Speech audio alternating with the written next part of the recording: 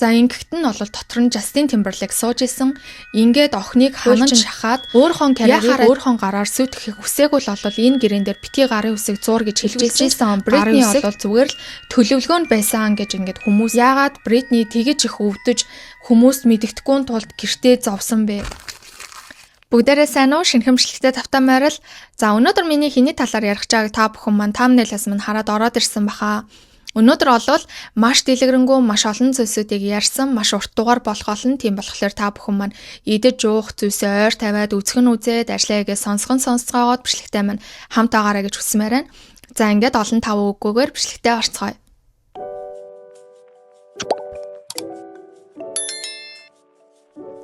За Justin Timberlake-ийн бүтэн нэрийг Justin Randall Timberlake гэдэг бөгөөд 1981 оны 1 сарын 31-ний өдөр Теннесси мужийн Memphis хотод төрсэн байдаг.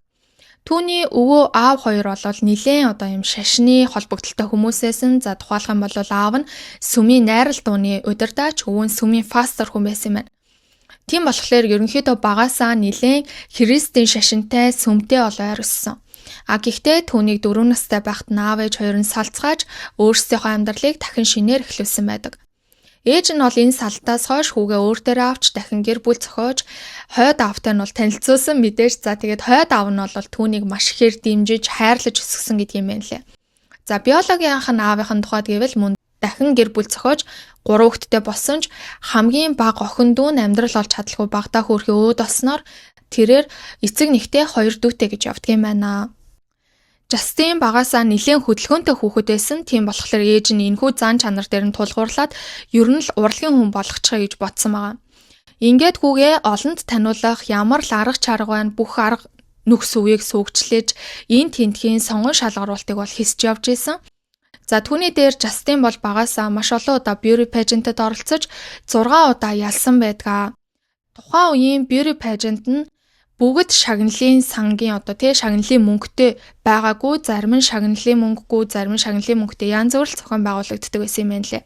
Гэхдээ Justin-ийн хувьд гэвэл шагналаас гээд 15-аас 16 мянган долларыг бол авч исэн. Тэгэхээр тухайн үеийн 1980-90-ад оны 15-16 мянган доллар гэдэг бол маш их хэмжээний мөнгө. Тийм болохоор ерөнхийдөө багаасаа гэр бүлээ тэжээгээд эхэлсэн гэсэн үг. Үүнийхээ хажуугаар 1992 онд буюу 11 настай байхдаа бидний багт нөгөө зохион байгуулагддаг байсан оддын ирэлтгээ тэмцээн байдаг штеп. Яг тийм тэмцээнд country жанрын дуу дуулж оролцож исэн. Ингэхдээ Justin Randall гэх нэрээр бол оролцож исэн юм байна лээ. Гэсэн ч ямар нэгэн байдлаар бол шагнал хүртээгүй хасагдсан байдаг юм байна. Ингэж байгаад мянган хүүхдээс хэдхэн хүүхэд сонгон шалгаруулж авдаг Disney-с зохион байгуулдаг Mickey Mouse Club-д шалгарч орсон. Justin тэнд 2 жилийн турш зураг авалтанд оролцож исэн. За ингэхдээ ирээдүйн NSYNC хамтлагийнхаа гишүүн болох Jay-Z, Shazay болон Britney Spears, Christina Aguilera, Ryan Gosling гэх мэт хожим нь бүгд л өөрийн карьераа амжилттай авч яваа томоохон од болох хүүхдүүдтэй танилцсан. За энэ дундаас бол Ryan Gosling-тэй илүү дотн нөхөрлөх болсон. За учир нь гэвэл Ryan Justin-аас арай илүү тийм хошин, алай зантай, за тэгээд нүүр хагарсан хүүхэд гэж байдаг штеп. Яг л тийм бүхэл хүүхэдтэй яг ижилхэн нийтэж хөөрхөн харьцдаг байсан учраас хүүхдүүд ч гэсэн түүнд маш их дуртай дотн байсан байгаа. Ингээд Justin болвол Ryan-тай найзалж нөхөрлөж тэрний зан аашнаас суралцахын хажуугаар тухайн тэр хүүхдүүдтэй ч гэсэн мөн дотносож чадсан байдаг. За энэ дээр нэг факт хэлэхэд та бүгдийн сайн мэдэх Backstreet Boys хамтлагийн Nick Carter биш үү нөгөө хамгийн царайлаг дуучин. За хамгийн царайлаг энтриг нь бол мэдгүй л дээ угаасаа намайг жоохон байхад л гардаг байсан. Манай ихчил Nick гэж өгч гээд байдаг гэсэн аахгүй юу? Яг өхөөгүй л дээ тэгтэл өгч гээд байдаг байсан тэр үедээ. Миний толгой өвдөд энэ жоохон налаад хийдэ. Яа. За би тэгээд яа захиж. Жоох намптай бай минжи. Яа, яг залуу юм аа нэр. Яа. Яг юм нэр яа.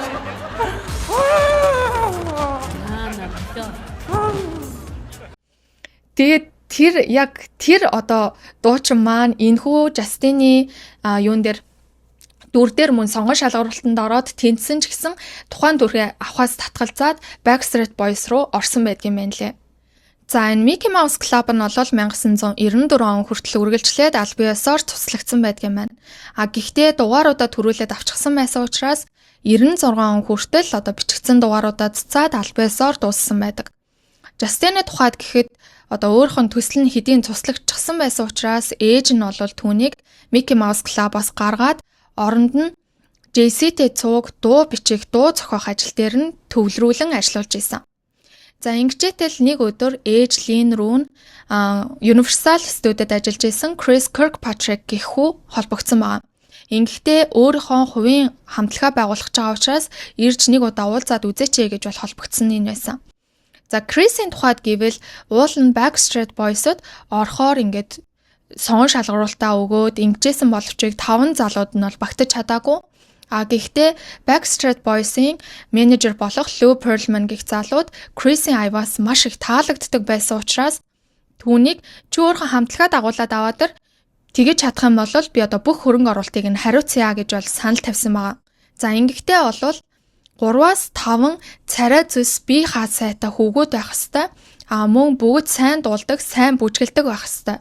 Гэхдээ одоо үнэхээр бүжгэлж чадахгүй байсан ч гэсэн ядаж нэг удаа бүжгийн сургалт авч исэн хүн байх хэвээр гэж хэлсэн байна. За түүнийхээ дээр миний хэлсэн шаардлагуудыг биелүүлээд аваад хүрээдэр би бүх хөрөнгө оруулалтыг чинь хариуцъя, ажилласаа гарахад чинь туслая. За тэгээд бэлтгэлээ хийх, заал, байр, байшин студ юу байдгийг бүгдийг нь би хариуцъя. Түүний дээр дуу болон бүжгийн коучүүдийг чинь гаргаж өгье. Та бүхэн зөвхөн бэлтгэлдээ л анхаар бусад хөрөнгө оруулалтыг бүгдийг нь би хариуцна гэсэн тийм санал тавьсан байна.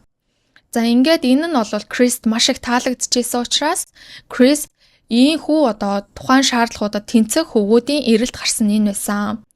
За ингэхдээ бол Chris бас асуусан байгаа хгүй илүүгээс. За яагаад надад ийм санал тавьж байгаа юм бэ гэхэд бол надад тэртээ тэргүй од олчихсон Backstreet Boys гэд хамтлаг байна. Гэхдээ Coca-Cola, Pepsi хоёр мөнхийн өрсөлдөгч шиг хизээ нэгэн цагт хэн нэгэн Backstreet Boys-ыг хуулбарлаж миний өрсөлдөгч болно.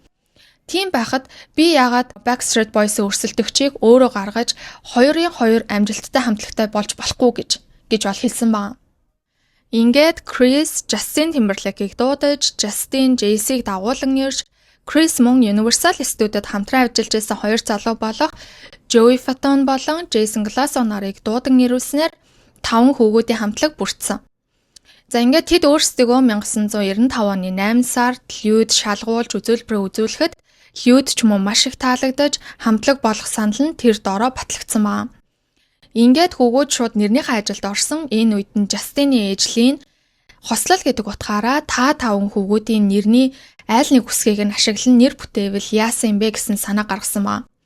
Ингээд хүүгүүд өөрсдийнхөө нэрний хамгийн хойтлын үеүүдийг нь холбож байгаад NSYNC гэдэг нэрийг бүтээж өөрсөндөө өгсөн байдаг. За нэр бүтсэн түүх нь бол нэг юм байна. Гэтэл яг нөгөө нэг гэрээ контракт байгуулад дебюгээ хийх болсон чинь 1996 оны 9 сард Jason хамтлагаасаа гарчихсан. Ингээд түүний оронд бол bass singer хэрэг болсон.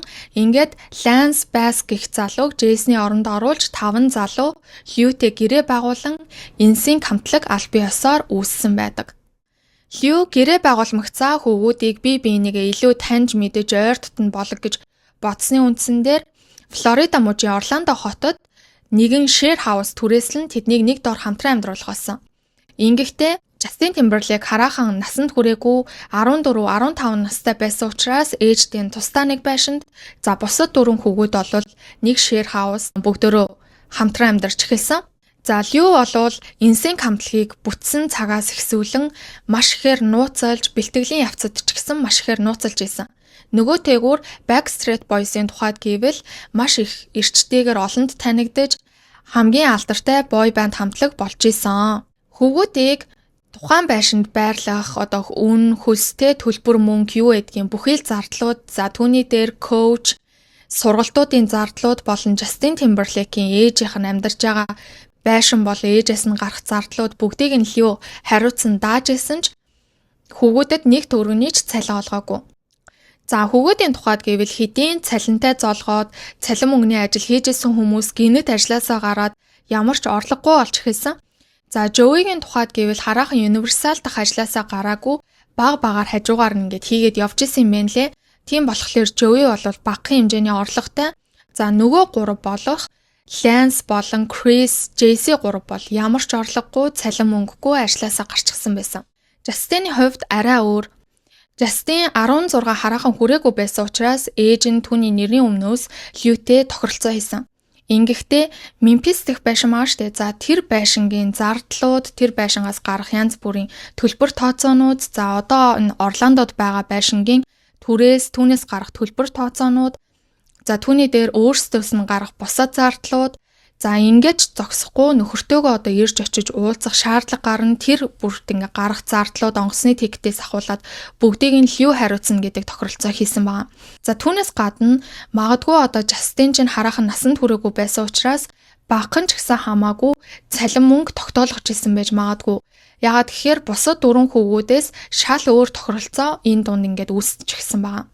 Ингээд 1996 оны 10 сард тэд өөрсдийнхөө хамгийн анхны дебют сингл болох I Want You Back гэх дуугаа Германд цацсан. Европын бусад орнууд ялангуяа Германд аялан тоглолт хийж, сурчлагаа хийж, Европод төрүүлээд алдартай болж гисэн. Яагаад гэхээр Америкт тэртээ тэргүй Backstreet Boys гээд том хамтлаг байгаа, өрсөлдөөнтэй, зах зээлийн хувьд жоохон хэцүү. Европын тухайд гэвэл ямар нэгэн байдлаар тийм алдартай бой бэнд хамтлаг хараахан гарч ирээгүй, зах зээлийн хувьд сул чөлөөтэй байсан учраас Европод дебютгээ хийсэн нь тэдний хувьд одоо ирээдүйд алдартай болоход нь илүү дөхөн болно гэж Liu үзсэн учраас ийхүү одоо Европод дебютгээ хийсэн юм байна. Ингээд бодохоор бас л айхтар холыг ингээд сэтгэж байгаа хүн байгааз. За ингээд анхны синглийг гаргахад нь тухайн сингл нь Америкт Billboard Hot 100-д 13-т жигсэж анхны синглээсээ ахуулаад маш их амжилтыг үзүүлж эхэлсэн. Ингээд Европод урлагийн ажлаа үргэлжлүүлж явах хооронд нь 1998 онд Backstreet Boys Disney-ийн нэгэн концертод оролцох ёстой байсан. Гэтэл Backstreet Boys-ийнхан болвол маш их цагаар ажиллажчихсан, нилээн ядралттай burnout болчихсон байсан гэж байгаа байхгүй юу? За түүний дээр Brian гэд гишүүн байгаа штэ. За тухайн Brian гэд гишүүн нь зүрхний хавхлаг нээх тийм мэс засалд орчихсон, хараахан бас бүрэн эдгэж амжаагүй тодорхой хугацаа шаардлагатай байсан учраас Backstreet Boys-ыг оруулахаасаа илүүтэйгээр NSYNC-ийг оронд нь тоглуулчихсан байна. Ингээд NSYNC болвол тэрэн дээр тоглолтын дээр үзүүлбэрээ үзүүлж Америк дахь дебютгээ хамгийн анх удаа хийсэн гэхэд хэлсэхгүй. За тухайн тоглолт дээр болвол маш амжилттай байсан гэсэн. Бүр үнэхээр том тесрэлтийг хийж анхны дебютгээ болвол маш сайн суурьтайгаар тавьж гисэн байна. Түүний дээр одоо нөгөө Disney-с гарсан 2 од байгаа штэ. Justin болон JC Disney-ийнхан тэдний карьерт нь түлхэц олох үүднээс тухайн тоглолтыг хэд хэдэн удаа давталттайгаар телевизүүдээр гаргаж эхэлсэн байна. Тийм болохоор тэднэрийн одоо хойноос нэлээд түлхэц олж өгсөн гэсэн үг. За энэ явдалт нь бол Backstreet Boys-ийнхны тухайд тэмч таатай хандаагүй. Яагаад гэхээр өөрөө Liu бид нарыг маш ихээр ингэж ажилуулж энэ их нэр алдарт хүрэгчгээд өөрөө яагаад бид нартэй өрсөлдүүлэх өрсөлдөгчийг бэлдээд байгаа юм болоо гэдэг байдлаар бол нэлээд дургуутсангүй авч үздэг байсан. За түүний дээр одоо NSYNC-ийн Backstreet Boys-ийнхантай мэдээж уулзсан штэ, нэг л менежертэй юм чинь. Тэнгүүд bass singer нь болох нөгөө Lance гэж залуу байгаа штэ. За тэр бол ингээд уулзхлаарээ өгч дуурч чаддгүй. Бид нар ингээд тэр хүмүүс рүү харч чаддгүй байсан. Яагаад гэхээр ингээд харахал юм бол бид нар лөө ингээд уурлаад загнуул яах юм бэ гэж ингэж бодогддог байсан. Тэр хэмжээний ийм нэр хүндтэй хүмүүстэй чинь харьцаад амар хэцүү байсан гэж бол ярьж исэн. За энэ тесрэлтээс нь олоод хамтлагийнхан болвол маш олон тоглолт, цомог, за тэгээд ярилцлага, шоу, арга хэмжээ, сэтгүүлүүд дээр гарах зураг авалт, за тэгээд мерч худалдаалах гэх мэтчлэн ерөнхийдөө бүхий л боломжоор мөнгийг бол тасралтгүй олж эхэлсэн. За үүний дээр Backstreet Boys ч гэсэн маш их хэмжээний мөнгө олж байгаа. Тийм учраас Liu болвол тэднийг хэдийнэ цалинжуулах цаг бол ирчихсэн байсан. Гэтэл Liu өөрөө маш тийм том, бараг л яг л Disney шиг байсан гэдэг байгаа байхгүй юу? Яг л Disney-ийн хар шиг тийм том меншнуудыг өөрөө эзэмшдэг. За түүний дээр маш олон тансаг машинуудын цуглуулгатай, зайв, онгоц гэд түүнд юу байхгүй юм байдаггүй. Үнэхээр баян тансаг амьдралаар амьдардаг байсан. Гэхдээ хөвгүүдэд нэг төгрөгийн ч цалин олгодгүй байсан. За би болвол бусад бүхий л зардлыг нь хариуцна гэж хэлдэг ч гэсэн хизээч мөнгө олгодоггүй, цалин олгодоггүй. За ингэж байжгаад хөвгүүдийг нэг орой нилээн тансаг хоолнд ураад бүгдэнд нь чек гардуулж өгсөн байгаа. За энэ үед болвол эцэг эхүүд нь, хүүхдүүд нь бүгдөө ингэж цугларчихсан нилээн олуулаа. За тэгээ ямар ч байсан эцэг эхчүүд хүүхдүүд болвол одоо анхныхаа цалинтай зоолох юм байна. Энэ чек бидний амьдралыг өөрчилнө гэж бол итгэж ийсэн. Тэд хамгийн багадаа 6 оронтой.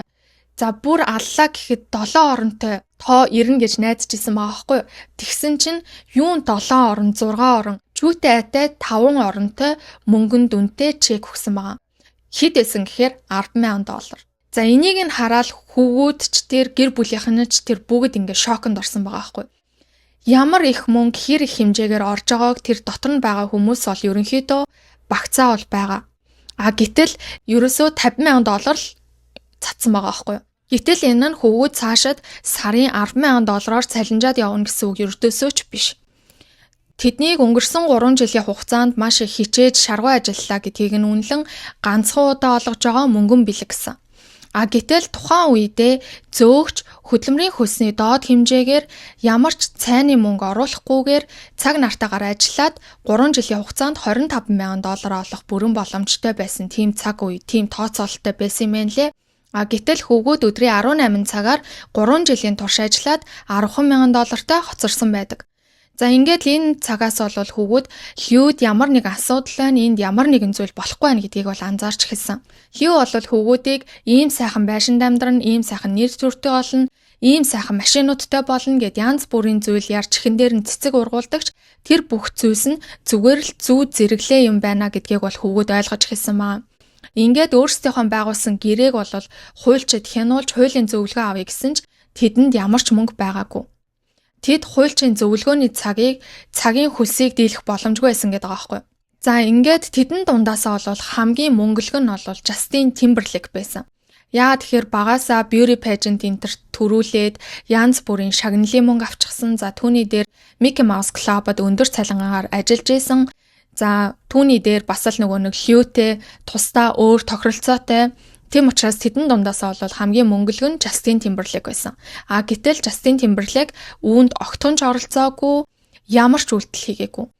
Ингээд азар Jesse-гийн авга ах нь хуульч байж таарад тухайн авга ахаасаа гуйж агаад гэрээгээ хянуулахад энэ бол хууль зөрчсөн байж боломгүй аимшигтай гэрээ байна гэдэг үг сонссон байдаг. За та бүхэн гэрээ байгуулахаас өмнөхөн хамтлагаа орхисон Jason гэх гишүүнийг бол санацгааж байгаах.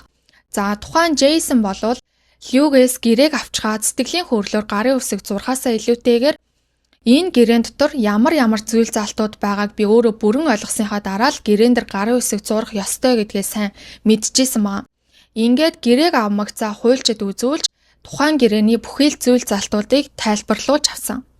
Ингэхдээ хуульч юу гэж хэлжсэн гэхээр рекордуудын гэрээ ерөнхийдөө нэг иймэрхүү байхын хувьд байдаг ч гэсэн энэ бол арай дэндүү гэрээ байна гэдэг үгийг бол хэлсэн. За тэгээд түүний дээр энэ гэрээг хийхгүй байхыг бол зөвлөсөн байгаа. Ингээд Джейсон гэрээ хийхээс татгалзан хамтлагаас гарсан тэр байдаг.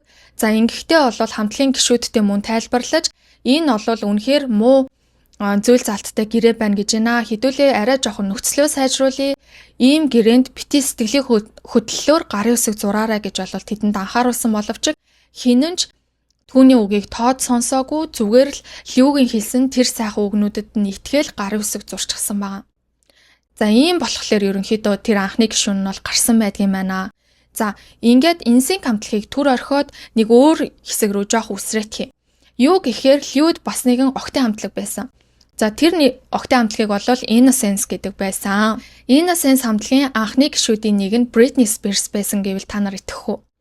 За яасан гэхээр 1996 онд Britney Spears Hugh дээр аудишнд ороод Hugh өөрийнхөө охтын хамтлагт түүнийг бол авахар болоод гэрээ байгуулахаар яарвчилж исэн. За Britney бол анхнаасаа охтын хамтлаг гэхээсээ илүү соло артистаар явах сонирхолтой байсан учраас гэрээг нь нэлээд ингээд удаан хугацаанд бараг 9 сарын хугацаанд ингээд төгссөн гэж байгаа байхгүй гэрээ байгуулахгүй хүлээлгээд. За ингээд 9 сарын дараачаас тэрээр 1997 оны 100 нь гэрээ байгуулахгүй би ганцаараа соло уран бүтээлээ хийнэ гэдэг хариугаа Hugh өгснөөр Hugh Britney Spears-гүйгээр Innocence-гийн хамтлагаа эхлүүлсэн юм байна лээ. Яагаад энийг ярьж байгаа гэхээр Britney Spears Hugh-гаас авсан гэрээгээ бол хуульчид шалгуулсан. За хуульч нь бол аль болох энэ гэрээнд бити гарын үсэг зураараа гэдэг зөвлөмжийг өгсөн. Тэртээ тэргүй Britney ганцаараа соло артист болох сонирхолтой байсан. За түүний дээр өөрт нь орж ирж байгаа энэ ажил нь ийм муу нөхцөлтэй гэрээтэй байсан учраас тэрээр зориг шулуудаад татгалцсан нь энэ байдаг. Гэтэл яг л адилхан Mickey Mouse Club-аас хамтдаа гарч ирсэн жүжигчин, дуучин Nikki DeLoach гэдэг эмэгтэй байгаа. За тухайн эмэгтэй болвол мөн л хуульчаас зөвлөгөө аваад хуульчин өөрийнхөө карьерийг өөрийнхөө гараар сүйтгэхийг хүсээгүй л олвол энэ гэрээн дээр битгий гарын үсэг зур гэж хэлжсэн ч гарын үсэг зурчихсан байгаа. Эндээ болвол хожим нь маш их харамсдаг гэдгээ бол өөрөө докюментари дээр ярьж исэн. За ингээд Liu-гийн гэрээ байгуулсан NSYNC, Innocence за тэгээд хувь дуучдын гэрээн л юм аимшигтай байгаа даа мó гэхээр бас үгүй. Backstreet Boys-ийн гэрээ ч гэсэн маш аимшигтай гэрээ байсан. Тийм болохоор NSYNC хамтлагийг байгуулагдахаас өмнө Backstreet Boys-ийнхан Liu-гийн эсрэг шүүхэд нэхэмжлэл гаргахын тулд айл үжээний бичиг баримтаа бэлдээд эхэлчихсэн.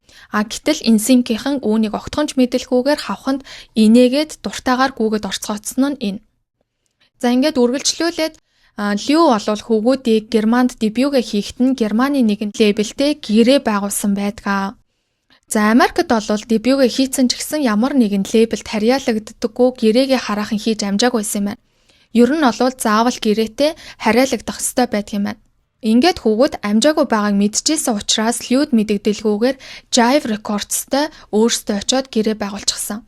Ингэжэл ерөнхийдөө Liu-гээс салах арга өөрсдөө хайж эхэлсэн гэсэн үг. Liu тэднийг олж мэдмэгцээ шууд л тэдний эсрэг шүүхэд нэхэмжлэл гаргасан. Ингэхдээ NSYNC гэх нэрийг ашиглах эрхийг өөртөө авахыг хүсч мөн тэднээс 200 гаруй сая долларыг нэхэмжсэн. За түүний дээр тэд гэрээний үргээ зөрчиж дураараа лейбл солихыг оролцсон гэдэг байдлаар болвол маргаж исэн баа. За Liu юу гэж ярьж исэн гэхээр NSYNC гэдэг болвол би. NSYNC гэдэг чинь миний зүйл, миний үүсгэсэн брэнд.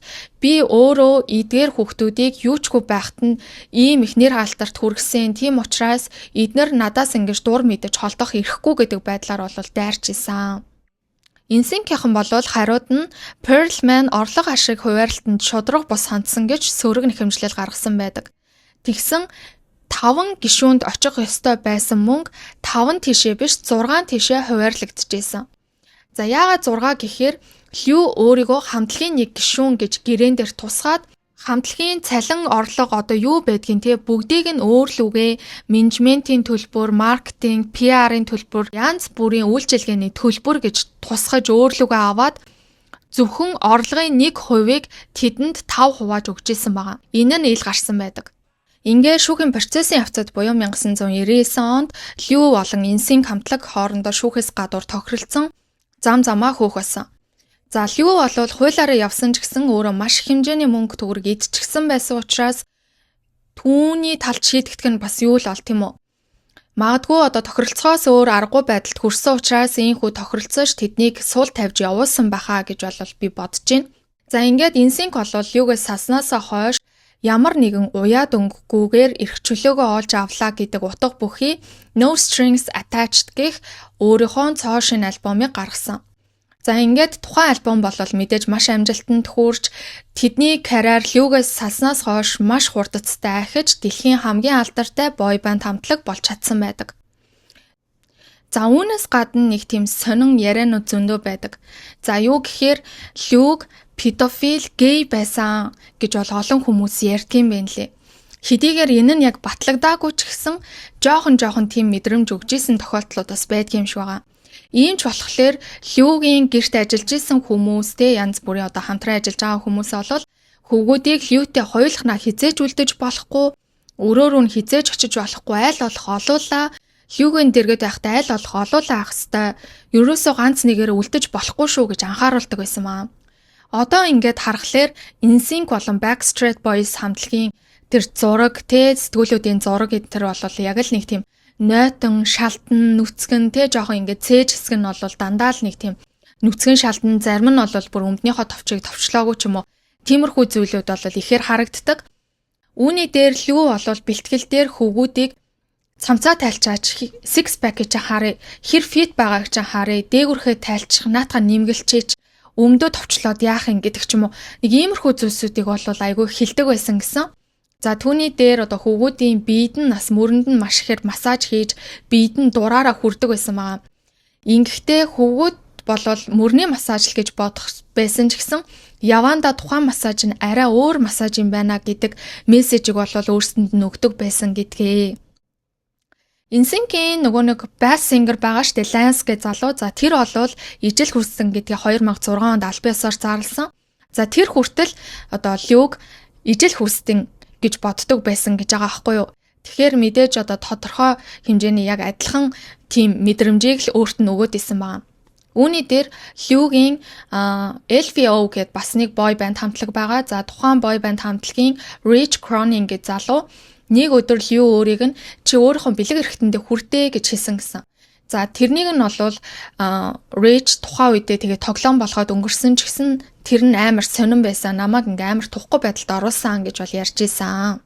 Тэгэж зогсохгүй одоо нөгөө нэг Люгийн гэрчи яг л Disney байсан гэдэг байгаа штэ. Яг л Disney-ийн тэр хар шиг байсан гэд. За Лю болвол гэртээ тийм тайнинг аппараттай байсан байгаа байхгүй юу? За юу гэхээр тэр нөгөө нэг юм бие борлуулдаг аппарат. За октод болвол Innocence хамтлагийн октод тухайн аппаратанд орохын тулд мэдээж шалтан нүцгэн явна тийм үү. Тэгтэл Люгийн гэрт ил болон далд нууц маш олон камер байдаг байсан. Октодыг шалдан байхад нь бичиж аваад тухайн бичлэгийг нь хөвгүүдийн хамтлагийн хөвгүүдтэй үзүүлдэг байсан маа. Энийг нь Nikki DeLoach гэдэг нөгөө нэг жүжигчингээд ярьжсэн шүү дээ. За тэр эмэгтэй бол ярьжсэн. Тэгээж зогсохгүй хүүхдүүдийг дөнгөж тэр чин насанд хүрээгүй хүүхэд байгаа, насанд дөнгөж хүрсэн хүүхдүүд ч байгаа. Хүүхдүүдэд порно үзүүлнэ, гэртээ ирсэн охтуудын янз бүрийн бичлэгүүдийг бас үзүүлнэ. Ер нь л нэг тийм жоохон тийм нэг ёс бус юмнуудыг айгүй хийж хөвгүүдийн нэгэн адил те өөрийгөө яг л 15 16 та хөвгүүдийн найз нь юм шигээр мэдрүүлэхийн тулд маш ихээр хичээдэг байсан гэсэн. За энэ дээр нь болвол Люг яг педофилээс нь гей байсан уу гэдгийг нь Backstreet Boys болон NSYNC хоёр аль нь хинэн ч нэг тийм олигтой юм яриаггүй. Магадгүй тэд одоо ирээдүйд өөрсдийнх нь карьерт нь ямар нэгэн эрсдэл учирч магадгүй гэж айснаас болоод ингээд чимээгүй байсан байж магадгүй гэж бас хүмүүс үздэг. За гэхдээ тухайн хамтлагийн нэг шум болох нөгөө Lance гэдэг байгаа шүү дээ. Тэр л гей юм шиг санагддаг байсан л гэж хэлж ирсэн. За түүнээс гадна бас нэгэн дуучин нь байсан. Хэн блэ дээ би нэрийг нь оруулчихъя. За тухайн дуучин нь бол юун гей, юун педофил, юун тэр нууц камер тийм юм байхгүй гэдэг байдлаар бол маш тийм aggressive байдлаар уурлаж, эсэргүүцчихсэн. За нэг ийм болж исэн. За би яагаад Liu болон хамтлагийн талаар ингэж дэлгэрэнгүй яриад байна вэ гэхээр Liu болол одоогийн Justin Timberlake-ийн суурийг нь маш сайн тавьж өгсөн хүн гэж бол хүмүүс үздэг. Justin Timberlake яагаад одоо ийм хүний үнэргүй те ийм муу хүн байгаад байгаа вэ гэдг нь Liu-гээс хамааралтай юм а гэсэн байдлаар хүмүүс бол тайлбарлаад байдаг байхгүй. Тийм учраас энэ талаар ингэж дэлгэрэнгүй ярьлаа. Өргөжлүүлээ Justin-ийнхаа талаар ярьцгаая. Юутаж NSYNC болон Justin нар ингээд Liu-гээс салснаас хойш 1996 оноос эхсүүлэн Britney Spears-тэй аль биесээр болцож эхэлсэн. За Britney Spears, Justin Timberlake гэх тэнгүү та бүхэнд юу бодогддог вэ? За мэдээж Britney-гийн шууд ном нь бодогдож байгаах сайхан гарсан. За хоёр дахь нь бол Every Time гэдэг дуу нь бодогдож байгаах. За миний хувьд гэх юм бол Justin Timberlake-ийн нөгөө нэг чи Britney-тай унтцсан уу? Зүгээр үнэлэлттэй унтцсан уу гэдэгт нь тэгсэн штэ гэд нэг юм муухай инээдэг штэ. За тэрнийг нь бол би яг тухайн үедээ сонсцохоо тэгж бодож байсан аахгүй юу? Зүгээр нөгөө 10 жилийн хүүхдүүд тэр охинтой би тэгсэн штэ, би наадах чинь тэгсэн штэ гэл нэг муухай яриануд байдаг штэ, өөрийгөө дөвөөлөхийн тулд худлаа байсан ч хамаагүй хэлцдэг. Тийм л яриа юм байна да. Ямар сони, ямар эвгүй ингэж бодчиход тэгэл зүгээр хайцсан байсан байхгүй. Тэгээд яагаад чи ингэ байнга бодогдоод идэг. Тэгсэн чинь тэр яриа үнэхээр амар муухай яриа байсан байлээ. Би хожим нь одоо ингээд энэ хоёрын үерхлийг ярихтаа маш дэлгэрэнгүй ярьж өгье заяа. За ерөнхийдөө бол тэр хоёр үерхэх үед Britney Spears хэдийн хин нэгэн болчихсон байсан. Тэр одоо Hit Me Baby One More Time тэргүүтээ дуунуудаа 1997 оноос эхсүүлэн араас нь гаргаж бүх дуунууд нь хит болж исэн. За үүний дээр Christina Aguilera хүртэл бас өөрхөн карьер нь маш амжилттай, маш олон дуунуудыг гаргаж яг адилхан Mickey Mouse Club-аас гарсан хүүхдүүд соло артистаар амжилт үзүүлээд Madonna тэргүүтээ өстөө нөгөө урлагийн акулууд байгаа штэ. За тэд нартэй өрсөлдөөд Grammy Enter дээр хүртэл нэр дэвшээд ингээ шагнал магнал аваад байгаа нь жоохон тийм атаархал үүсгдэг байсан юм шиг байгаа.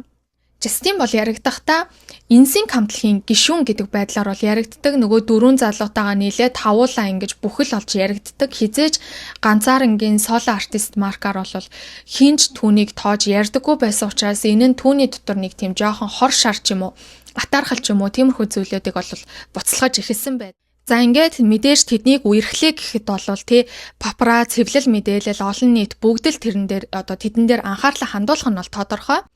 За ингэжээтэл 2000 онд Justin Timberlake нэгэн асуудал гаргасан. Юу гэхээр тэрээр нэгэн хотод тоглолт хийсийнхаа дараа хотел руугаа очиход нь фэн хүүхдүүд хүлээгээ зогсож исэн. Justin хэдийгээр одоо хамгийн түрүүнд явж исэн ч гэсэн нэг ч фэнтэйгээ мэдлээгүй, нэг ч фэнийг хүн гэж тоож үзээгүй, хараачгүй, маш их тийм бардам, нэг тийм амар муухай хандлагыг бол үзүүлсэн юм шиг байна. За тэнгуут нөгөө дөрвөн гишүүд маань болохоор гар бариад гарын үсэг өгөөд хамтдаа зураг ахуулаад инээж хөрөлдөөд мэдлээд ингээд өнгөрсөн ба. За энэ үед нь бол нэгэн фэн охин би JC-д илүү дуртай гэж бол хашгичж эхэлсэн. За ингээд хөвгүүд ч орлоо тухайн охиныг хамгаалагчид авч яваад нэгэн өрөөнд оруулсан ба. За ингэхт нь бол дотор нь Justin Timberlake сууж исэн. Ингээд охиныг хананд шахаад яхаараа JC надаас илүү хөөрхөн, яхаараа JC чи надаас илүү дуртай байдгийн гэдэг байдлаар маш ихээр хашгичж, доромжилж, айлгаж сүрдүүлсэн байдгаа. За ингээд охиноос олвол жигтэйхэн гихчин тайлбар аваад тэгээ охиныг явуулсан. Хариуд нь харин ээж нь энэ явдлыг нь мэдчихэд Justin Timberlake эсрэг шүүхэд нэхэмжлэл гаргаж гомдол гаргасан байдаг. За хэдийгээр энэ бол шүүх хүртлээ яваагүй, шүүхэд нэхэмжлэл гаргаад нөгөө нэг мэдээлэл нь очдөг штэ. Тэр үед нь бол тэгсгээд шүүхээс гадуур тохиролцсон. За энэ нь бол үнэхээр огт болоогүй гэвэл яагаад тэр хүмүүсийн хохирлыг барагдуулж тохиролцсон гэж тийм үү? Тэгэхээр энэ нь бол ямар нэгэн байдлаар эргэлзээтэй ч гэсэн иймэрхүү нөхцөл байдал үүссэн байх боломжтой гэж бол үзэхээр байгаамаа. За яагаад Justin одоо JC илүү хөөрхөн юм байна, JC-д би илүү дуртай гэж хашгирсан тэр ганц хоёрхан өгүүлбэрт нь тэгэж дүрс хийтэл уурсан бэ гэхээр тэр хоёр чинь хоёулаа Disney-с гаралтай. За JC болвол Justin-ыг бодох юм бол дуугу, дотогшоогоо маш тийм тайван хүн юм байна л да. За Justin болвол илүү тийм алай хошин, нэг тийм entertainment-лэг хүн. Гэхдээ JC болвол маш их авьяастай юм байна. Үнэхээр ингээ хоолоо моолоо нь бол үнэхээр тийм авьяастай, мундаг чадaltaй юм байна. За магадгүй тийм болохоор хоёулаа Disney-с гарсан учраас хооронд нь маш ихээр харьцуулдаг байсан. Энэ нь Justin-д ингэж эмзэг тусдаг байсан байж магадгүй гэж бол ингээд хүмүүс бас яриад идэг аахгүй юу? Тийм ч байж магадгүй та бүхэн бас юу гэж бодож байна? Яг л нөгөө нэг айлын хүүхэд тийм бахад чи өөрийгөө хар гэд нөгөө нэг аав ээж нар багтдагдаг штэ. Яг л тийм мэдрэмжийг удаан авсаар агаад магадгүй тэр нь өөрт нь эмзгээр туссан байж бас магадгүй юм аа. Энэ явдал тэгсгээд дарагдаж 2001 онд Justin Timberlake Britney Spears-тэй үерхэж байх үедээ өөрийнхөө хамгийн анхны Gone гэх дуугаа бичсэн байдаг. Ингэхдээ бол Michael Jackson зориулан бичсэн юм байна лээ. За Britney-г одоо салон руу яваа маникюр педикюр хийлгээд ирэх хооронд нь үнэхээр салаад явчихсан юм шиг байдлаар ийхүү одоо өөрийнхөө хамгийн анхны дууг зохиосон байдаг юм байна. За гэхдээ Michael Jackson-ы багаас олвол тухайн дууг чинь бол ингээд дуулахгүй гэдэг хариуг өгсөн учраас өөрийнхөө хамтлагийн нэрэн доор тухайн дууг дуулсан байдаг. Гэхдээ хожим нь Michael Jackson Justin Timberlake руу залгаад тухайн дуун дээр чамтай featuring хиймээр байна гэдэг саналаа бол хэлсэн. Justin Timberlake-ийн зүгээс бол манай хамтлаг дээр аль үжээний дуулагдчихсан та манай хамтлагтай featuring хийвэл яах вэ гэдэг байдлаар бол буцаад санал болгосон байгаа. Тэгтэл Michael Jackson юу гэж хэлсэн гэхээр чамтай л биш бол танай хамтлагтай featuring хийхгүй гэдэг тийм хариултыг өгсөн байдаг. За энийг нь бол Justin Timberlake л надтай Michael Jackson холбогдоод ингээд яриад байдаг аахгүй юу? Justin Timberlake энэ яриагаа одоо хүртэл ярьдаг. Энэ ярианаас үүдэн өөрийнхөө соло артист болох тэр шийдвэрээ хамгийн анх удаа гаргаж исэн гэж бас ярьдаг. Тэнгүүд нөгөө талаар яг энэ үеэс гээд байгаа аахгүй юу? Яг энэ үеэс Justin Timberlake Britney-гээс одоо салахтаа өөрийнхөө соло артистаа эхлүүлэх үедээ Britney-гээс салж Britney-г ямар нэгэн байдлаар өөртөө ашигтай байдлаар нэр хүнд олж авахтаа ашиглана гэж төлөвлөж исэн. Britney бол зүгээр л төлөвлөгөөнд байсан гэж ингээд хүмүүс одоо дүгнэж яриад идэх юм бэ нэлээ. Ингээд дараа жилийнхаа 2 сард буюу 2002 оны 2 сард 3 жил үргэлжсэн найз охиноосоо Justin Timberlake би чамаас салмаар байна гэд ганцхан мессеж өчөөд шууд салж ийсэн. За энэ мессежийг Britney авсан даруйда бүтэн сар хүнтэй юу ч ярьж чадахгүй уйлж шаналж ийсэн гэсэн.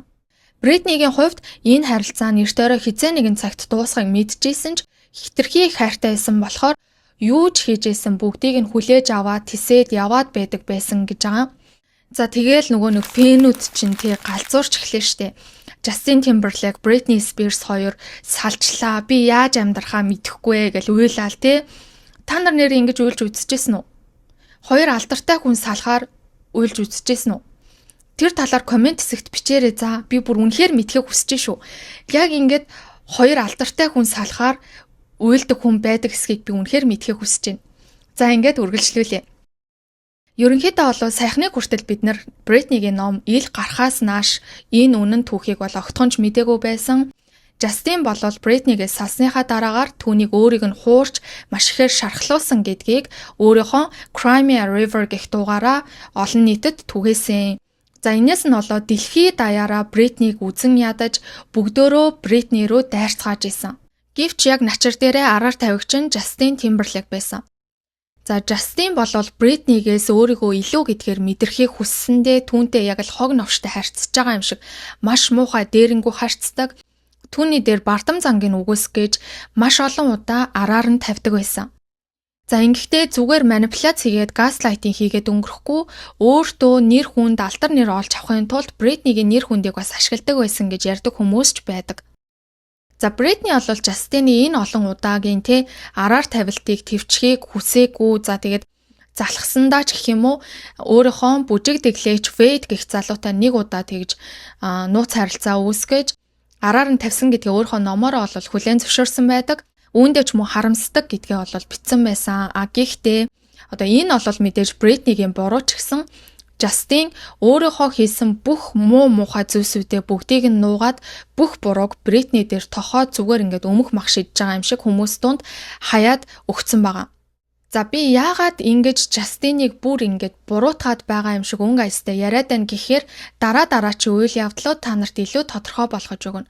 Энэ олвол зүгээр сэтгэл хөдлөлөөс хандсан үзэн ядсан тийм зүйл бол огтхонч биш. Би зөвхөн одоо мэдээллүүд дээр тулгуурлан ингэж ярьж байгаа нь энэ шүү. Мөн Britney-гийн номоор ил болсон бас нэг зүйл байгаа. Энэ бол Every Time гэх дууных нь арт болсон үйл явдал байгаа. За Britney бол энэ Every Time гэх дуугаараа маш тийм гүн гүнзгий өөрт нь ямар аимшигтай зүйл тохиолдсон. Түүнийгээ энэхүү дууныхаа клип болгонд нь EDS болгонд нь шингээж, дууныхаа EDS болгонд нь мөн шингээж ингэж өөртөө дурсамж болгон авч үлдсэн байдаг. За тэгвэл энэний ард яг юу болсон гэхээр Britney Justin-тай байхдаа өөр хүндүүлж байсан байгаа. За ингэхдээ Britney бол хүүхдэд төрүүлэх сонирхолтой байсан болол Justin хүүхдтэй болоход бэлэн биш, хитрхи жаахан байна гэдэг шалтгаанаар түүнийг хүүхдэд ахуулах, өөр хүндүүлэх тэр шийдвэрт хүрэхэд нь нөлөөсөн байгаа. За ингэхдээ бол Britney эмнэлэгт өөр хүндэлт хийлгээгүй гэртээ хийлгэсэн байдаг. За яагаад гэхээр Britney болон Justin хоёр хин хинэн одоохондоо тийм харилцаанд ороогүй байгаа, ариухнараа онгон цэврээрээ байгаа. За ерөнхийдөө бол гэрэлсийнхаа дараагаар ийм харилцаанд орно гэж боддог. Энэ нь бол ёс зүй талаасаа гэх мэтчлэн иймэрхүү байдлаар бол өөрсдөө хин хинэн ярьж харуулдаг. Онгон гэдэг дээр маш их тэгж акцентыг өгдөг байсан. Гэтэл хэрвээ эмнэлэгт очих юм бол тэр хоёрыг аль үжээний иймэрхүү харилцаанд ороод хүүхдтэй болцсон гэдгийг нь хүмүүс мэдчих учраас айсандаа Britney-гийн гэрт нь үр хүндэлтийг хийлгэсэн байна. Үр хүндэлт хийлэгдэх өдөр Britney нэг ийм уулгачаад шууд үр хүндэлтөө эхэлсэн байна. За ингэхдээ бол Britney маш ихээр өвдөж байсан учраас хашгичж, уйлж исэн. Түүний толгойд зөвхөн мэдээ алдуулагч л бодогдоодсэн гэж байна. Надад мэдээ алдуулагч л хэрэгтэй байна л гэж бодогдож исэн. За түүний дээр яг л өгч байгаа юм шиг мэдрэмжийг авч исэн гэдэг. За энэ үед бол Justin юу хийжсэн гэхээр гитар тоглоод хажууд нь ингээд одоо бодвол тайвшруулах гадж байгаа ч юм уу ингээд гитар тоглоод ингээд хүлээгээд сууж исэн гэж аа. Үнэхээр хажууд нь өөрийнх нь хайртай хүн нь өөрийнх нь хүүхдийг ахуулаад ингэ байж хахад гитар тоглоод сууж их, тайван сууж их хүн гэхээр бас л жоохон сонин.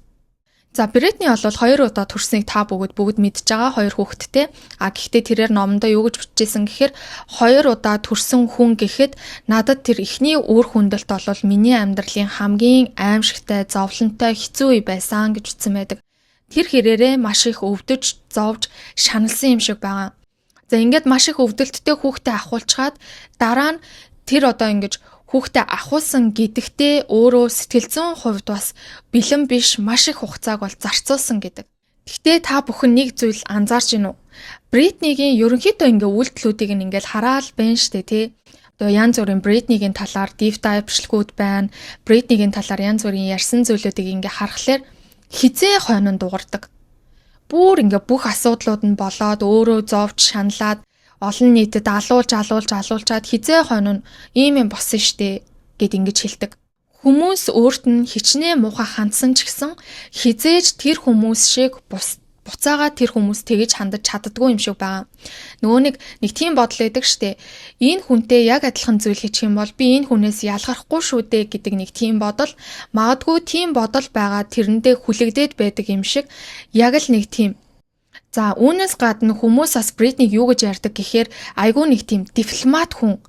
Альва харилцаанд айгүй нэг тийм дипломат байдлаар оролцдог. Тухайн хүмүүс чамд юу гэж чарааж янз бүр болгож чамайг зовоож исэн тэр хүмүүстэй айгүй тийм дипломат байдлаар хизээж зураас давдаггүй гэж бас хүмүүс дүгнэж ярьцгаад юм байна лээ.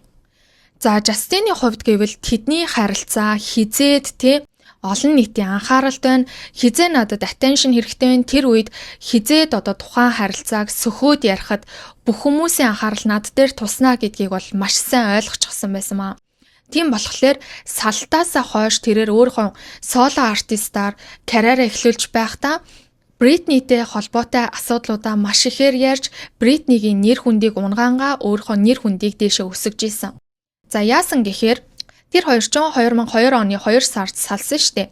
За тэгж яхад 2002 оны 9 сард нөгөө нэг Justin Timberlake чинь бит хоёр тим харилцаанд хараахан ороогүй байгаа. За энийг бол маш албан ёсны босны дараа хийх ёстой ариун зүйл гэж боддог бла гэд баахан юм хин нь ярьдаг байсан хэрнээ 2002 оны 9 сард нөгөө нэг эхний ярианы муухай яриа гарч ирж байгаа байхгүй юу? Тэр радиод ярилцлага өгч байхдаа Did you Britney Spears?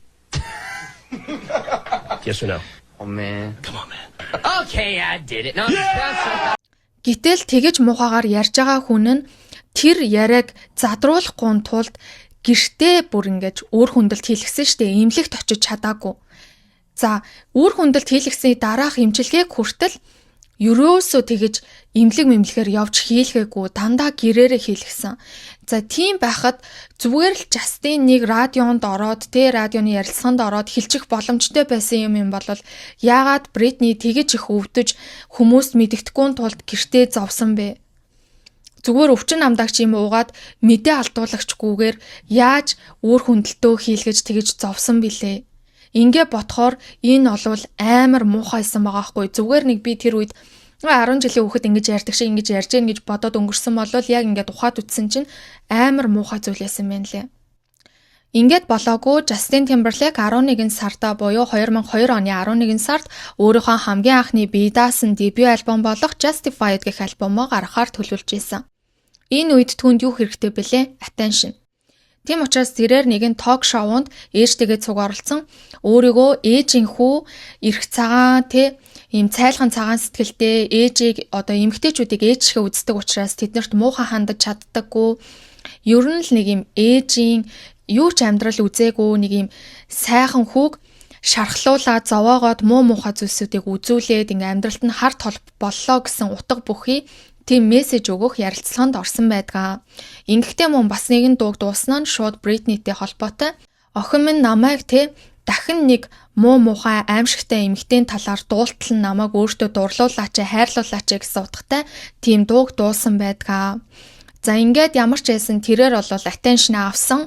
Түүний альбом нь гармагцаа Billboard Hot 200-ийн 2-т бичигдэж нэлээд амжилтыг үзүүлсэн. За дараагаар нь бол 2003 оны Grammy дээр Album of the Year гэдэг одоо шагналыг бас хүртсэн байдаг.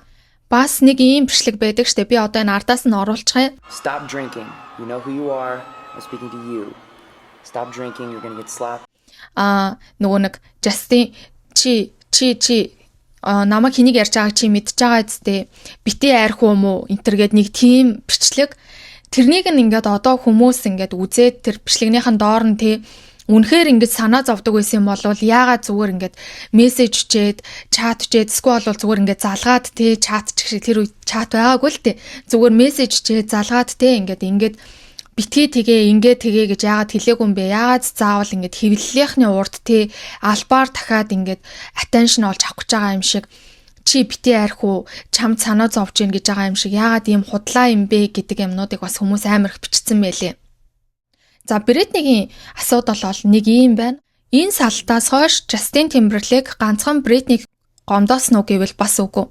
Тэрээр өөрийнхөө NSYNC гэх хамтлагийнхаа гишүүдийг мөн маш аимшигтайгаар гомдоосон байдаг.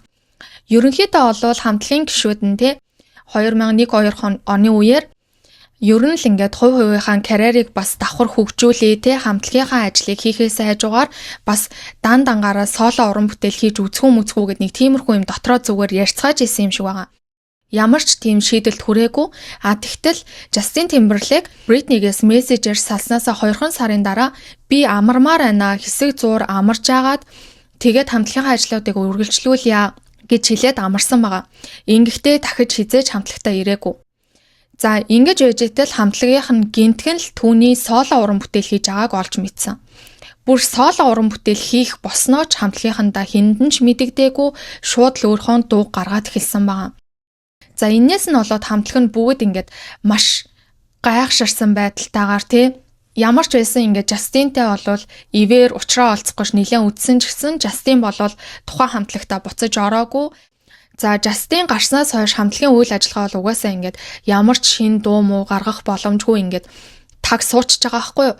Тийм болохоор ерөнхийдөө энэ хамтлагийн үйл ажиллагаа ингэсгээ зогссон. Үүнээс гадна одоо нөгөө нэг юм алдартай хамтлагууд чинь нэг тийм гоё хуучнаа дурсан тий хуучин дуунуудаа дахин сэргээж дуулдаг тийм нэг тийм гоё тоглолтууд байдаг штэ. За яг тэрэн шиг одоо нөгөө манай Монголд жишээ нь тий Opposite байна. За Outlaw, No Name, Flash, D45 жил юу илээ нэг тиймэрхүү хамтлагууд бас ингээд бүгдөө нэгдээд ийм дахин нөгөө өөрсдийнхөө гоё тэр дуунуудыг дахин дуулж те үзэгч фэнүүдэд баярлуулдаг ийм тоглолтууд болдог штэ. За түүний нэгэн адил бол дэлхийн нийтэд ч гэсэн тийм тоглолтууд тогтмол явж байгаа. За Backstreet Boys, Spice Girls тэргүүтээ тийм хамтлагууд бол ингээл тоглолтоо хийгээл ингээ явж байгаа байхгүй юу? Гэтэл NSYNC-ийн тухайд гэвэл тийм тоглолтыг бараг л хийгээгүй. Яагаад гэхээр Justin Timberlake оролцож чадахгүй гэдэг ганцхан үгээр тэдний тоглолт хийх эрхийг бол байнга хязгаарладаг байсан маа. NSYNC гэх нэрийг ашиглахын тулд Justin Timberlake за тэгээд нөгөө дөрвөн гишүү ингээд тавуулаа байж ээж ашиглах боломжтой. Гэтэл Justin Timberlake би оролцож чадахгүй гэдэг шалтгаанаар тэр хүмүүсийн эрхийг ч гэсэн ингэж боогдуулж ирсэн юм байна. Тийм учраас энэ хамтлаг бол ирээдүйд ч гэсэн бараг тэгж их хоорондоо нийлээд те comeback энтер хийх бараг л боломжгүй баха. Яагаад гэвэл Justin бол хамтлагийнхаа нэга нилээ ингээд эвгүй гомдоочихсан юм шиг бол санагдсан. За түүний дээр Justin бол одоо жишээ нь энэ хамтлаггүй байсан болвол тий магадгүй одоо байгаа шигээ тийм A-list од биш арай нэг юм бага түвшний тий нэг юм одууд байдаг штэ. Яг тийм хүн байж болох ч байсан юм билүү өөрийнхөө одоо хинч биш байх үедээ хамтдаа хин нэгэн болсон хамтлагийнхныгаа арай муухай тонгорцсон юм уу даа гэж бол харагдсан. Ингээд 2002 оны 9 сард Cameron Diaz гэж жүжигчин байгаа штэ. За тухайн жүжигчинтэй бол болцож эхэлсэн. Яагаад ингээд те 2002 оны 9 сар 11 сар 9 сар энтер гэдэг ингээд яваад байна гэхээр энэ хүн чинь бүр үнэхээр амар хөдөлгөөнтэй хүн байлээ. Бүр зүгээр өрөмний өвт юм хайшин амар хөдөлгөөнтэй. Тийм учраас одоо миний ингээд он цаг жоохон нааша цаашаа ингээд хідэн сараар ингэж явж магадгүй шүү. Та бүхэн бас ойлгож үзээрэй. За ингээд 2003 онд тэрээр SNL-д хостоор бол ажиллаж эхэлсэн. За энэ цаг үеэс эхсүүлэн хостоор 19 удаа ажиллаж байсан юм байна. Өнөө хүртэл ерөнхийдөө карьерийнхаа туршид. Түүнээс гадна Макдоналдстай хүртэл гэрээ байгуулж 6 саяар нэг сурчлагаанд нь тоглох тийм нэг иймэрхүү байдлаар бол гэрээ байгуулж урлагийн карьер нь хөгжиж за түүнийхээ хэрээр карман ч гэсэн хөрхөн түнтэйгээд ирж исэн. За энэ үед бол 2003 он нөгөө нэг Мадонна, Кристина Агилера за түүнээс гадна Бритни Спирс 3-ын би нэгэ нөгөө үзүүлбэр үзүүлчихэд хамгийн сүүлд нь үнсдэг хэсэг байгаа штэ.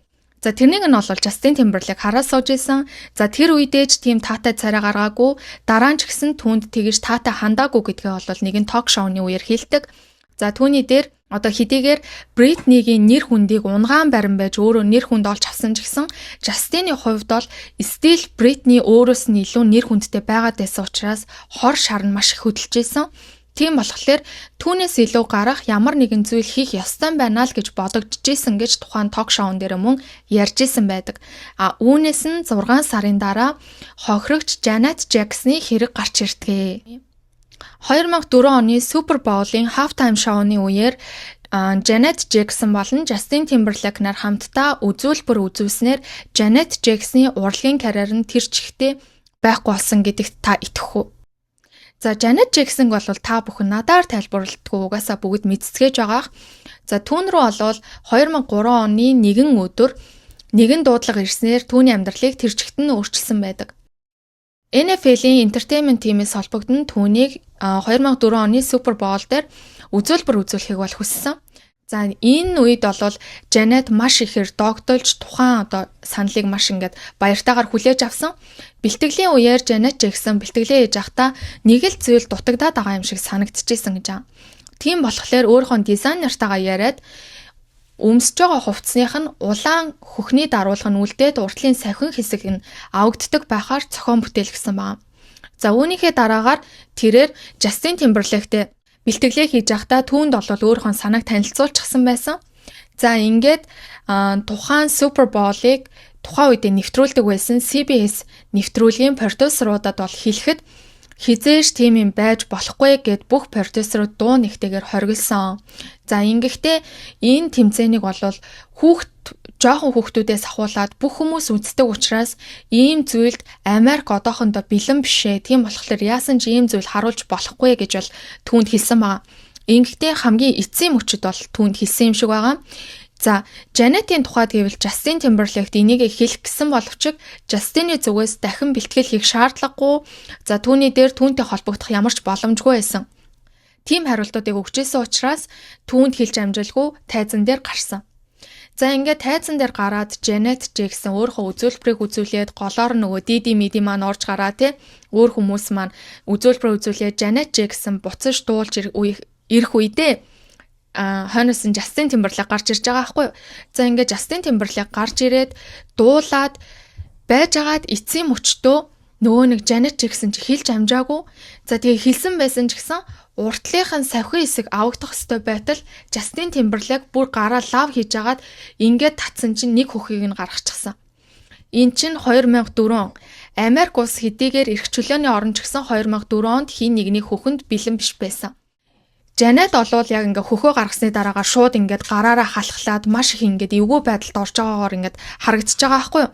Тэгтэл Justin-ийн тухайд гэвэл Justin зүгээр л ингээд яг ингээд баатар аятай ёор санаа зовсоо айгу ингээд зогсож исэн. Тэр чинь одоо ингээ өөрх нь буруугаас болоод нэг хөхн ингээ гарцсан ядаж эрэгтэй хүн юм бол жакетаа тайлаад нөмрүүлээд те сандраад нэг тиймэрхүү үйлдэл хийх ёстой байтал Justin-ийн хувьд ямар ч тийм үйлдэл хийгээгүй зүгээр л баатар аятай зогсож исэн байгаамаа.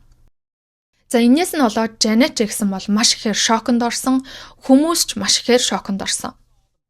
За тухайн өдрийн Super Bowl-ыг бол тэр стадион дүүрэн хүнээс гадна телевизээр 90-140 сая хүн үзчихсэн гэсэн. За энэс нь болоод тухайн үеийн 2004 оны Америкчууд иймэрхүү үзэгдэлд хараахан бэлэн байгаагүй учраас тэд хүүхдэд садар самуун сурталчилсан эмэгтэй хүн байж олон нийтийн хэрэгслэр нүцгэллээ, ёс бус үйлдэл гаргалаа гэдэг байдлаар маш ихээр шүүмжилж, харааж, доромжилж Janet руу дайрч исэн. Энэ үед болол MTV болон CBS-ийн зүгээс уушлалт хүсэж мэдэгдэл гарган за Janet Jackson-ийн зүгээс болол уушлалт гуйхын зэрэгцээ яг ямар процесс өрнсөн, яг юу болох ёстой байсан нь ингээ буруугаар эргэснийг бүгдийг тайлбарлсан. Гэтэл хүмүүс бол түүний талаар огтхонч ойлгож үзхийг хүсээгүй. Тийм болохоор тэд бол Америкийн нэгдсэн улсын холбооны харилцаа холбооны комист гомдол гаргаж эхэлсэн. Ингэхдээ өдөр болгон гомдол гаргаж бүтэн жилийн хугацаанд тухайн гомдол нь нэг ч өдөр тасраагүй. Ойролцоогоор 500-аас 540 мянган гомдол цугларсан гэдэг юм байна лээ. Гэтэл нөгөө нэг мөөмийг нь гаргачихсан хүн чи яг үндэ Justin Timberlake шүү дээ. Зөвхөн уртлын хэсгийг нь авах байтал гүн хийж ингэж татаад хүний мөөм гаргаж хайчгаад юу ч олоогүй юм шиг байхад арт түмэн болвол бараг л Janet Jackson өөрийнхөө хувцсыг хуу татаад хөхөө харуулсан юм шиг түн рүү дайрч эхэлсэн. Харин арт нь Justin Timberlake чимээгүй түүнийг олон нийт алахыг хараад сууж исэн гэсэн үг. За, Janet Jackson-ы энэхүү үйлдэлийг нь зарим нэг Madonna тэргүүтэй хит хитэн оддууд бол өмөөрч баг сайхан бас үг хэлж арт түмнийг ойлгохыг хүсэжсэн болвол Justin Timberlake-ийн хувьд огтхонч тийм зүйл хийгээгүй. Нэг ч удаа Janet Jackson-ыг өмөөрөөгүй. За мэдээж ингээд маш их гомдол ирж исэн учраас харилцаа холбооны комиссоос бүр мөрдлөг хүртэл эхлүүлж ийм зүйл үзүүлэхийг зөвшөөрсөн гэд CBS-т торгуул хүртэл ногдуулсан юм байна. CBS-ийн захирал энэхүү уурандаа болоод Janet Jackson болон Justin Timberlake нарыг тухайн дараа 7 хоногт нь болох Grammy дээр очиж үг хэлэхдээ уучлалт хүсхийг бол шаардсан. Justin Timberlake бол окей гэд очоод уучлалт гуйсан болвол Janet Jackson-ы тухайд гэвэл яаж тайлбарласан хинч юу ч ойлгохгүй гэж бодсон юм шиг байгаа. Түүн дээр бол гарч уучлалт гуйхаас бол татгалцсан. Тийм учраас түүнийг MTV болон бусад томоохон радио, телевизүүд бүхий л дуу клипүүдийг нь цацхыг хориглож харж ихсалтанд оруулахын дээр элдв арга хэмжээнд Janet Jackson-ыг урихыг хоригдсан байдаг. За гэтэл одоо энэ Janet Jackson-ы хөхийг нь харж амжаагүй те тэр halftime show-г үзэж амжаагүй хүмүүс мэдээж тэр хүмүүс ч гэсэн нэг зүйлээс хоцорсон юм шиг санагдаад үзхийг маш их хичээн штэ. Маш их эрэлт хэрэгцээ үүсэж эхэлсэн байгаа байхгүй юу? Гэхдээ дийлэг хүмүүст нь ердөөсөө Google-ээс хайгаад ямар ч илэрч золдоогүй.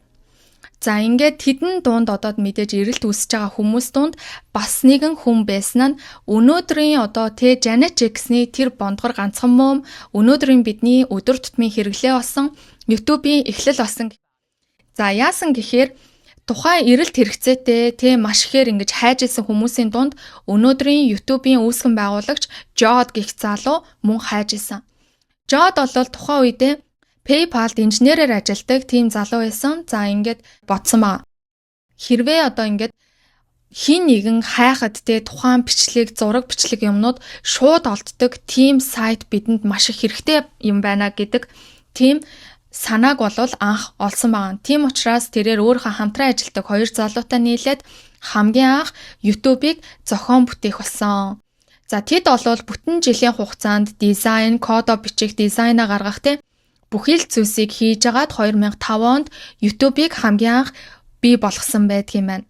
YouTube танилцуулагдсанаас хойш 6 сарын дараачаас эхсүүлэн өнөөгийн YouTube-ийн ерөнхий загвартаа орж эхэлсэн гэсэн үг. За ингээд удалгүй тэрээр Google-д энэхүү YouTube-ээ 1.5 тэрбум доллараар зарж энэ том сайт маань ийм байдлаар бол үүссэн байдаг юм байна. Тэгэхээр би ч гэсэн та бүхэн ч гэсэн Janet-ийн момент талархаж амьдрах хэрэгтэй. Ер нь бол моментоо баярлаа. Нэрээ хүсвэл Janet Jackson-ээр бас deep dive бичлэг хийж болох юм байна тий. Гэтэл удалгүй өөрөө карьерийг нь үгүй хийчгээд Justin Timberlake зарим нь нүцгэрч зарим нь ингэж гих мэт байдлаар бол түүнийг даапалж комеди хийж эхэлсэн. Eli Manning.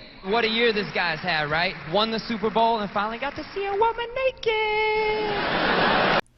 За яг уу комеди урлаг гэдэг утгаараа иймэрхүү зүйл байж болох ч гэсэн өөрөө гараараа тэр хүний карьерийг унгаачгаад иймэрхүү зүйлс яриад явах чинь бас ёс зүй талаасаа жоохон тийм юм уу да гэж бодогдохгүй байна уу? Та бүхэн бас юу гэж бодож гин тэрийгээ бас бичээрэй.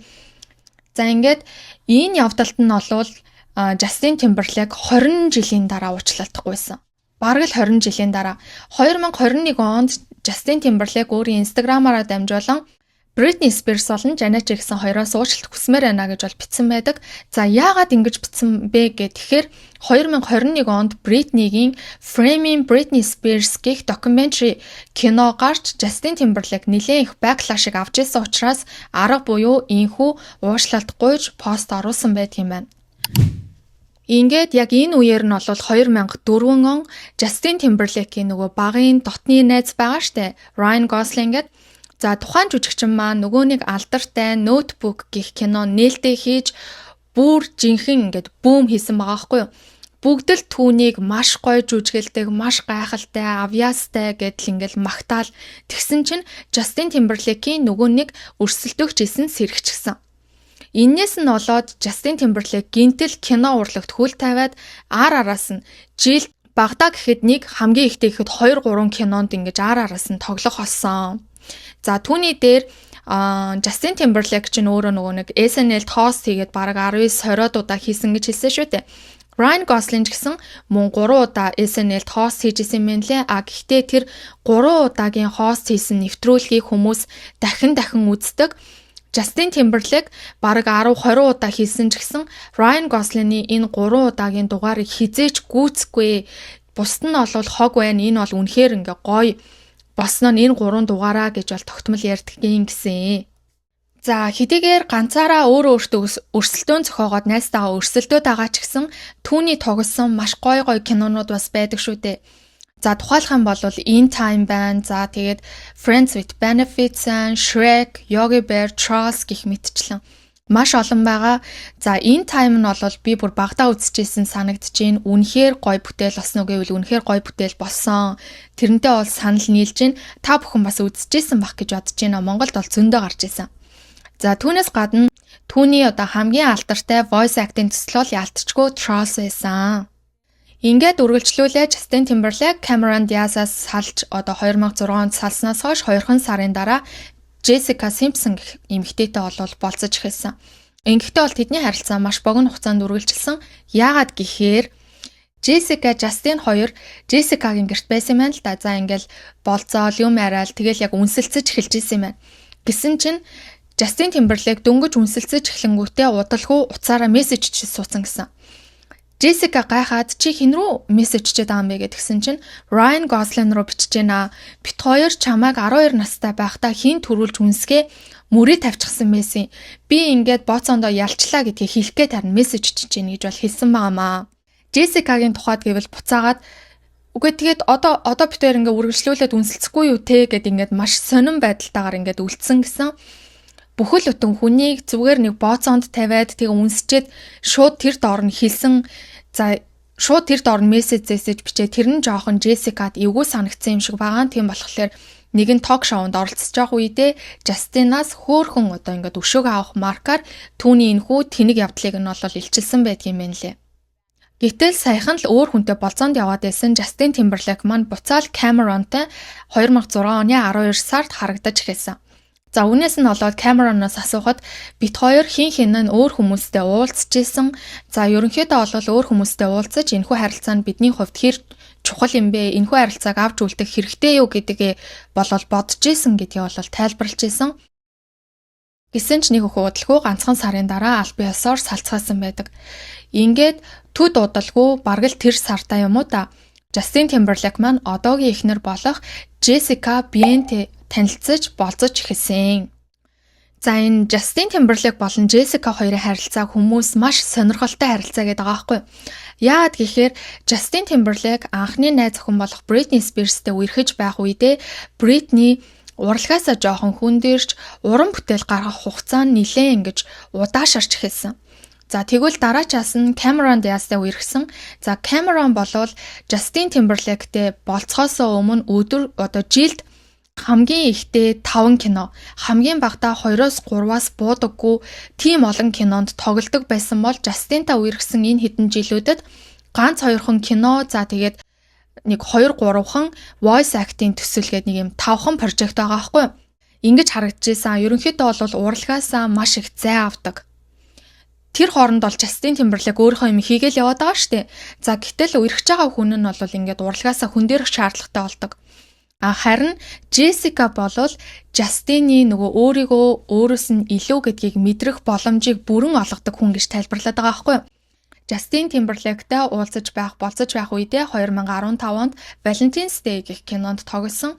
За тухайн кино нь бол 18% ч гэлөө амар жоохон хувиар үнэлэгдэж нэлээд амжилтгүй муу кино болсон юм байлээ.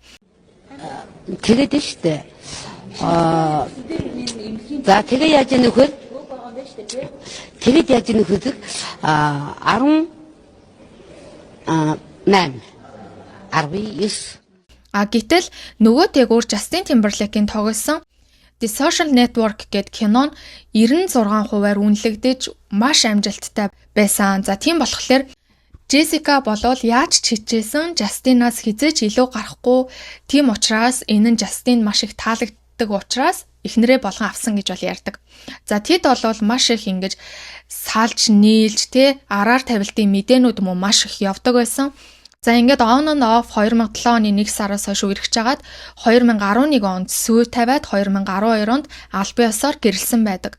Түүнээс гадна одоо Jessica яагаад өнөө хүртэл Justin-ийн энэ муухай занг нь төвчээд яваад байна гэхээр Justin, Jessica хоёр гэрлэлтийн гэрээн дээрээ нэг зүйлийг тусгасан гэж байгаа байхгүй. Тэр нь хэрвээ хин нэг нь одоо ингээд бие биенийг араар тавьж хуурах юм бол хуурсан хүнийхээ тоогоор 500,000-аар үржүүлээд нөгөө хүндээ мөнгө төлнө гэдэг тийм заалтыг оруулсан гэж бол хүмүүс ярьдаг юм байна лээ. Тийм учраас Jessica бин хэрвээ одоо тэр хүн ингээд араар нь тавилаа штэ. Тэгэх юм бол мөнгийг нь аваад за миний асуудал биш гэл ингээд тоохгүй хайдаг.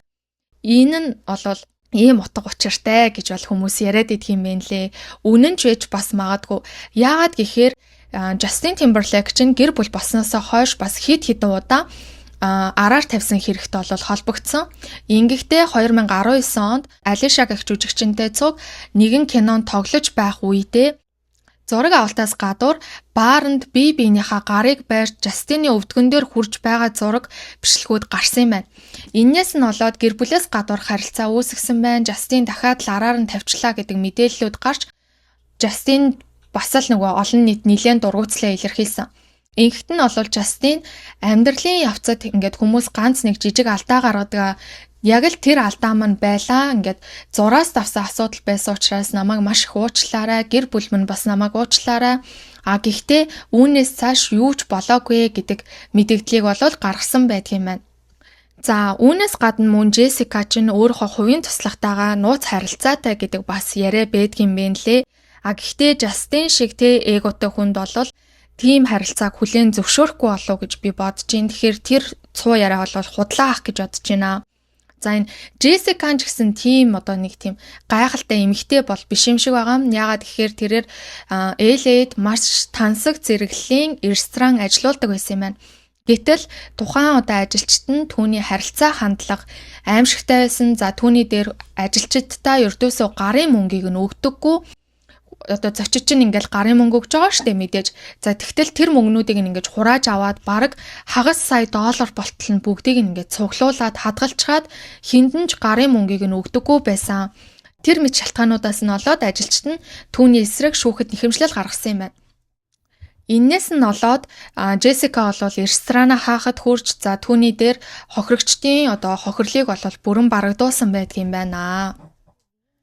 За ерөнхийдөө нэг иймэрхүү байна. Тэгээд 2017 оноос эхсүүлэн Justin Timberlake-ийн урлагийн карьер нь бол нэлээд уруудаж эхэлсэн.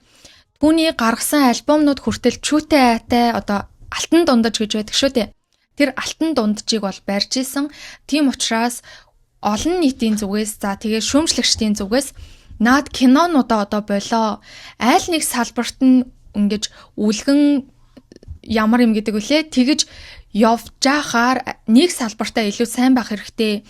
Одоо илүү дуу хөгжмөдөө дууныхаа салбарт анхаараач гэдэг үгсийг бол тийм зөвлөмжийг бол зөндөө хэлж ирсэн юм байна лээ. За ер нь бол 2017 оноос хойш түүний урлагийн карьер ингээ баг багаар уруудаад эхэлж байгаа. Сая 2023 оны 10 сард Britney Spears өөрийнхөө Woman in Me гэх номоо бол гаргасан байгаа штэ. За тухайн номоор бол Justin Timberlake-ийн тэр аимшигтай дүр төрхийг нь бүр ингээд хуу татан гаргаж ирж чадсан гэж олон нийт бол үзэж байгаа. Justin Timberlake бол энэхүү номтой холбоотойгоор ямар нэгэн тайлбар юу ч хэлэлгүй маш чимээгүй байсан. Яг л одоо ингээд чимээгүй байдлаар бол хүлээн зөвшөөрöd байгаа юм шиг. За тэгвэл үнэхээр Justin Timberlake яг ямар хүн юм бэ гэхээр хөшигний ард бол тиймч хүн сайтай хүн гэж бол яригддаггүй юм байна. Хамтран ажиллагчид, за зарим найруулагч, жүжигчид түүнийг бүр харахыг ч хүсдэггүй хүмүүс олон байдаг гэжсэн. Наана нэг л их инээж, хөгжилтэй, комедиан, сэргэлэн цаваа юм шиг хэрнээ үнэхээр галзуу, баян те амжилттай продюсер, найруулагч, жүжигчин од хэн байдгийн те тийм л хүн биш бол хинтэнч юу ч хийдэггүй, хэнийг ч одоо хүн гэж тоож авч хэлэлцдэггүй тийм одоо зан чанартай хүн юм байна л та. Хитгэн цагийн арга хэмжээнд дээр Justin Timberlake-ийг оролцуулахын тулд тухайн баг те арга хэмжээний газраа Justin Timberlake насаараа амьдрах гэж байгаа юм шиг янз бүрийн өндөр шаардлагуудыг тавьдаг. Ажиллахад үнэхээр хэцүү хүн гэж ийсэн. За ингээд сүүлийн жилүүдийн апдейтыг өгөөд энэхүү бичлэгийг ерөнхийдөө дуусгахыг гэж бодож байна. Саяхан буюу 2024 оны 6 сард Justin Timberlake согтуугаар машин жолоодож баривчлагдсан байдаг. Ингэхдээ нийт $760 торгуул төлж 90 хоногийн хугацаанд жолоодох эрхийг нь хасаад мөн 25 цагийн нийт тустай ажил хийлгэх ял шийтгсэн байдгийн байна. За үүнээсээ гадна сая 2025 оны 7 сарын 31-ний өдөр тэрээр өөрийгөө Lyme disease гэж онцлогдсон гэдгийг бол аль биесээр мэдгдсэн. Одоо бол эрүүл мэндэд анхаарад илүү тэгж урлагийн ажилласаа бол багахан хүндэрөөд эрүүл мэндэд анхаарах болно гэдгийг бол мэдэгдэжсэн. За нэг иймэрхүү байна. Ерөнхийдөө бол Justin Timberlake маань айл үжээний канцлагдаад түүний энэхүү дотуур тамиртай ч юм уу те нэг юм муухай явуургүй аргууд нь илчлэгдсэн цагаас ихсүүлэн хүмүүс түүнийг одоо ингээд нилээн канцелдэж эхэлж байгаа гэхэд бол хэлсдэхгүй. За энэ хүртэл сонссонд баярлаа. Ерөнхийдөө бол нилээн амар хөдөлгөөнтэй те X найз охиноо муулж байхдаа өөр хүнтэй ч үргэж явах шиг нэг иймэрхүү байдлаар ингээд маш хөдөлгөөнтэй нааша цаашаа ийм хүн байсан учраас он цаг дараалал маань ч гэсэн нааша цаашаа нилээ ингэж явсан байх гэж би бодож гин. Тэр бүхэнд бас ойлгоорой. Энэ миний буруу биш, Justin Timberlake-ийн буруу шүү. Би болтгоо л дээ. Би болдгоо. За тэгээд ямар ч байсан энэ хүртэл бичлэгээ үзсэнд баярлалаа. Та бүхэндээ дараагийн бичлэгээр уулзтлаа. Түр баяртай. Баярлалаа. 실없는 얘기를 마저도 서로에게 웃어줄까